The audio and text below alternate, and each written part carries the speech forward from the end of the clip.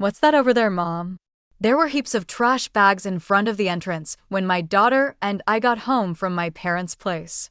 As we got closer, I saw that these bags had my daughter's and my possessions, haphazardly bundled like real rubbish. I cried in confusion. What is this? Why is this taking place? Tearfully, my daughter reached inside one of the bags, took out her favorite stuffed animal, and gave it a strong embrace. I strode to the door in frustration, only to discover that the locks had been altered while we were away. My mother-in-law and sister-in-law were clearly responsible for this. Several knocks and ringing of the doorbell went unanswered. What is this? Isn't it awful? I whispered. A letter that read, "Parasites disappear," was found inside one of the garbage bags upon closer examination. Never return. I was overcome with rage and felt compelled to vent my emotions out loud. I whispered, "You are the true parasites." I had not been treated so badly by my in-laws in 15 years. It was intolerable for me to make my daughter feel this way as well. After my patience ran out, and I became enraged, I packed our things into the car and drove back to my parents' house. I vowed I will never return to this house again. When their host is gone, I'm interested to see what happens to the parasites.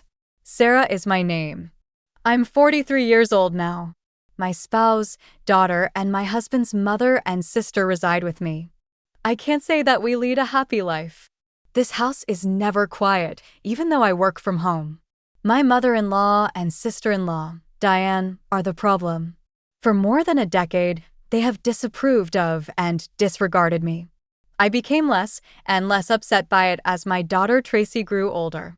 My primary job is that of a personal consultant. I began as a fortune teller, but as my blog gained popularity, I started getting more advice on how to draw clients, which is how I ended up in my current position. While I was undergoing fortune-telling training, a buddy introduced me to my husband, Kent. In addition to working SES at a pharmaceutical firm, I have a second gig doing affiliate marketing, which is now taking off. When I confided in Kent about my difficulties with fortune-telling, he enthusiastically offered me tips on how to draw clients. His generosity drew me in, and a year later we were married. Even though we didn't have a lot of money at the time, Kent was always there for me. I'm quite happy that I wed Kent. This is how I really felt. Approximately a year after my marriage, I moved in with my in-laws. It began with the unexpected death of my father-in-law, who had been healthy up until that point. My mother-in-law begged my husband to move in with us because she was worried about the future. In return for her doing the housework, we decided to live together. At first, my mother-in-law was pleased that we were living together. I thought we would get along, but I was wrong. 2 months later, she began completely ignoring me, perhaps dissatisfied with me not helping with the housework. Soon, my sister-in-law Diane also started ignoring me. I didn't mind being ignored, but the challenging aspect with my mother-in-law was her tendency to involve others. Not only did Diane hear about it, but even neighbors and relatives were informed. My daughter-in-law stays at home, but says she's working, leaving all the housework to me. If I say even a little, she talks back 100-fold. So I just ignore her. To make matters worse, my mother-in-law would suggest to others, "You better not talk to her too. It'll be troublesome." As a result, people around the in-law house began giving me only tepid responses to my greetings. I felt isolated, and it became very difficult. Despite my pleas to stop spreading strange rumors, my words were completely ignored. Although my mother-in-law's attitude softened slightly when my daughter Tracy was born, 2 years after we started living together, her overall stance towards me hardly changed. However, she was very fond of Tracy, and having her help with household chores and childcare was a huge relief. As my work became busier around the same time, my husband Kent's side business started to struggle. He seemed unable to adapt to changes in the affiliate marketing market. He approached me, saying, "Sarah, can you increase your contribution to the monthly expenses a bit?" I agreed, expressing that my consultations were increasing and the new methods I implemented were working well. Despite my willingness to collaborate on ways to boost his sales, Kent insisted on handling it independently, saying, "I think I'll try it on my own." "I'm really sorry." From the beginning of our marriage, we had agreed that Kent would manage the household finances. Initially, my income was low, so he allowed me to contribute more when my sales increased. I transferred money to Kent based on my monthly earnings, and he provided a fixed amount for living expenses in cash. Initially, I could only contribute $100, but now I could transfer up to $1,000, though not every month. I could contribute more if I dipped into savings. I knew Kent was struggling with his side business, but his pride prevented him from consulting me. He began spending more time at cafes after work, returning home later and later. When Tracy was about 5, Diane got married and moved out. Since she lived nearby, she often brought her son Ricky to our house during the day. When Ricky turned 1, Diane expressed her intention to start a part-time job. My mother-in-law gladly offered to take care of him until the evening. Diane was appreciative, saying, "Thank you. I'm so happy." However, as my mother-in-law began caring for Ricky at home, she became very fond of her grandson and started being cold towards Tracy. When they fought, my mother-in-law would scold Tracy, comparing her unfavorably to Ricky. Over time, Tracy started playing near me and began to dislike my mother-in-law's behavior. I spoke up, saying, "Talk to your mother. Tracy and Ricky are both her grandchildren. She should treat them the same." Tracy is already a big sister in elementary school. However, my mother-in-law's focus shifted, and she approached me saying, "Things are tough at the company right now. We might not get bonuses, so could you contribute a bit more?" Despite the challenges, my blog's client attraction was successful, and I started receiving more consultations as a consultant, earning far more than I did as a fortune teller. When Kent requested additional financial support, I responded, "I'm already contributing $2,000 a month. Isn't that enough?" "Yeah, I'm embarrassed to say, but my salary has decreased and the side business isn't going well." "Don't be secretive. We're a couple. We should support each other in tough times." "I'm really ashamed." "Thank you." Later, the amount I contributed gradually increased, and eventually, I was transferring $4,000 a month to Kent.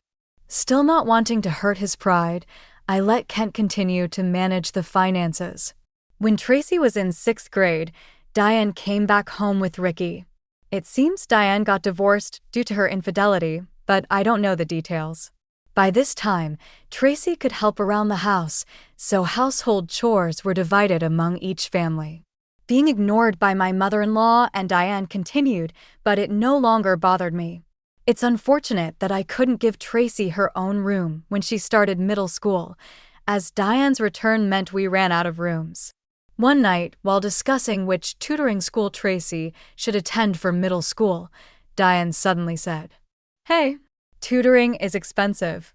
Why doesn't Tracy study by herself? Could you stop making such comments? I'm paying for the tutoring, so it's none of your business what Sarah is paying." "Impossible. You don't earn anything. Kent said he's supporting you. You're just a leech, aren't you?" "Haha, you married him because he has money, right?" "Exactly. Kent told me not to speak ill of Sarah who can turn, but that's just shameless." My mind was filled with questions. What does this mean? What has Kent been telling his mother and the others? Kent is the one supporting this house financially. It's about time we put an end to the parasite's lifestyle. I feel bad for Tracy, but if we pay for her tutoring, we won't be able to pay my compensation. Not be able to pay? Are you saying our house is paying for your compensation, Diane? Kent said he would pay for it. You should spend your money on Ricky. I began to understand the deception and felt my anger rising. My husband had always managed our household finances, and my mother-in-law had taken care of the household chores and childcare until Tracy grew up. So I thought they knew I was also contributing to the household expenses. Is Kent bearing all the expenses of this house, including your living expenses and the compensation Diane is supposed to pay? Be quiet. It's only natural for a family.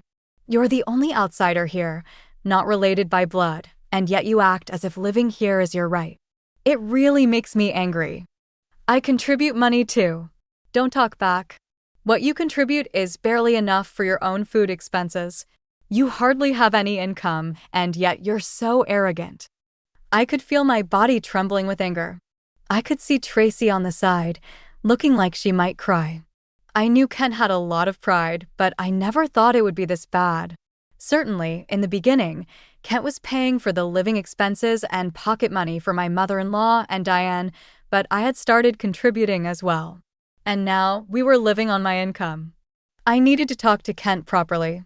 Around midnight, Kent came home. He was drunk and seemed cheerful. Can we talk? I didn't know you weren't getting any money from your mother or Diane. They said you're covering all the expenses of this house. About that, my bad. It's a matter of pride as a man, you know. When we started living together, I was paying for everything. There wasn't a right moment to say you were also paying. And in front of the family, let me be the eldest son a little, please. Kent, with a light-hearted tone like in a comedy sketch, put his hands together. Oh, that's right. I'm going to Conan this Saturday. I'll be gone for a week. Take care. Conan? Why? I got invited to a seminar in Conan by a friend I'm doing a side business with. I'm going to make it a success, so cheer for me, Sarah. Well, I'm off to sleep. See you tomorrow. My husband laid down on the mat in a cheerful mood and soon started snoring. My anger wouldn't subside, but recently with Kent coming home late, we hadn't talked much, and I had no idea about this. I thought he was joking while drunk, but on the weekend, Kent really left with a large suitcase. During Kent's absence, I had the freedom to use the car, so I decided to take Tracy back to my parents' house. The next day, a shocking event awaited us. Mom, what is that? When Tracy and I returned from my parents' house, there were piles of trash bags in front of the entrance. Upon closer inspection, these bags contained mine and Tracy's belongings carelessly packed just like real trash. What is this? Why is this happening? I don't understand. Tracy, crying, pulled out her love-stuffed animal from the bag and hugged it. Furious, I headed towards the entrance. Has the lock changed? It seemed that the locks had been changed while we were out. This must be the work of my mother-in-law and sister-in-law, Diane. I rang the doorbell and knocked several times, but no one came out. What is this? Isn't it terrible? Upon closer inspection, one of the trash bags had a note saying, "Parasites, disappear. Never come back." I felt a surge of anger from the bottom of my heart. The real parasites are you. I couldn't help but let out a swear word. This was the worst treatment I had ever received from my in-laws in 15 years. Not just me, but making my daughter feel this way too. I finally lost my patience. With boiling anger, I loaded the luggage into the car and we returned to my parents' house. I will never come back to this house again. I'm looking forward to seeing what happens to the parasites when their host is gone. When we returned to my parents' house, they were shocked. I hadn't told them about the ignoring from my in-laws, the money issues, and most of all, their attitude towards Tracy, not wanting to worry them. My parents said, "There's no need to go back to that house. You should claim compensation from them." They cried with anger and told me to stay with them. My mother's words, "You really had it tough," made me cry too. In reality, I had been trying my best all this time. Enough is enough. I finally decided to confront my feelings. While staying at my parents' house, I contacted a friend who had introduced me to Kent. She was connected to Kent's side business friends. "Are you doing well? I want to ask you something. Do you know if Kent's friends are currently in Conan? That famous entrepreneur seminar, right? I was invited but wasn't interested, so I declined." "Kent didn't go, did he?" "Yeah, that's right. By the way, I heard Kent quit his job and is now managing a business with his wife. You two must be close." Yes, that's right." Nonchalantly, I replied and hung up. Immediately after, I called Kent's company. What my friend said was true, and to my surprise, Kent had quit his job 2 years ago. This meant that for the past 2 years, I had been paying almost all of the living expenses for my in-laws. Looking back over the years, I suddenly felt hollow. A week later, I received a laid-back message from Kent saying he was back in the US. After continuously ignoring him, I stopped hearing from him altogether. He must have heard the news back home. Expecting persistent contact from Kent, I hired a detective to investigate him. The investigation revealed that Kent, dressed in a suit in the morning, spent his afternoons gambling and evenings at a woman's house. So I asked for an investigation into his infidelity as well. 3 weeks later, Kent called me. It must have been close to his former company's payday, and he was panicking. "Sarah, sorry I couldn't contact you. I'm sorry for what my family did. I heard they kicked you out, and I was thinking, why did it come to this? Really? Did you tell the truth to your mother and Diane?" Kent quickly changed the subject and said something unbelievable. "Let's leave that house and live in a new home, just the three of us. I'll cut ties with those who disregard you, Sarah. I'm ready to abandon my mother and Diane. So please come back." Are you really cutting ties with your mother and Diane? Was Kent planning to easily discard them after making them dependent on him? I was disappointed in Kent and his self-centered actions, so I told him, "I'm coming back for now, so leave the door unlocked." Kent seemed delighted at my message. A few days later, I returned to my in-laws' house with Tracy. Kent, his mother, and Diane were there, but Ricky was nowhere to be seen. I was relieved that Ricky didn't have to witness the adults' ugly arguments. When Kent made some remarks, I ignored the displeased pair and took out a divorce form from my bag. I confronted the surprised Kent. "I heard you quit your job without telling me, since we're supposedly managing a business together. Does that mean the $4,000 I've been transferring every month was actually your salary?" Kent tried to excuse himself. "No, that's not it. I told you the business was in trouble, right? So I decided to quit before getting fired. Carly, I heard you quit 2 years ago, right? I called your company, and it's still not bankrupt." Kent fell silent. I pressed further. "By the way, what role do you play in our joint business management? Are you the accountant?" Kent became increasingly uneasy and started sweating. "Kent is supporting the whole family, isn't he, Mother? He quit his job. His side business isn't going well, and yet it's a mystery where the money is coming from. I'm leaving, but please continue to get financial support from Kent." My mother-in-law and Diane's faces turned pale and ashen. "But the other day on the phone, you were crying and begging to save only yourself, saying you'd cut ties with your mother and sister." "Haha, but that won't happen. I'm also discarding Kent here." "What do you mean?" "I don't understand. Kent hasn't been going to work." "That's a lie. He leaves in a suit. And Sarah was supporting the household." "It's true. Sarah has been paying for everything for years. I'm unemployed now and not doing any side business. We're going to have a hard life because you guys kicked Sarah out. We could have had an easy life without working if you hadn't done anything unnecessary." "What do you mean by that? You were planning to abandon US, weren't you?" Kent's response ignited the fury of my mother-in-law and Diane. As the three of them caused a commotion, Tracy and I began to take action. I came to pick up some forgotten items. I took a cleaning robot bought within the last 6 months, an expensive microwave favored by my mother-in-law, and the beauty device Diane had gotten from Kent. "Wait, that's mine." "This is mine since I bought it with my money. Or you can pay me back for it." Diane fell silent at my words. Then I searched for and gathered my belongings from their rooms. The belongings they had put out did not include my expensive brand bags and accessories. "Why are you taking that too?" "This is mine." I ignored their complaints and sweet talk. Finally, I dropped a bombshell on Kent. "Oh, I forgot. I plan to claim compensation from your mistress Mary too. Tell her it's no use running away." "What? How do you know about her?"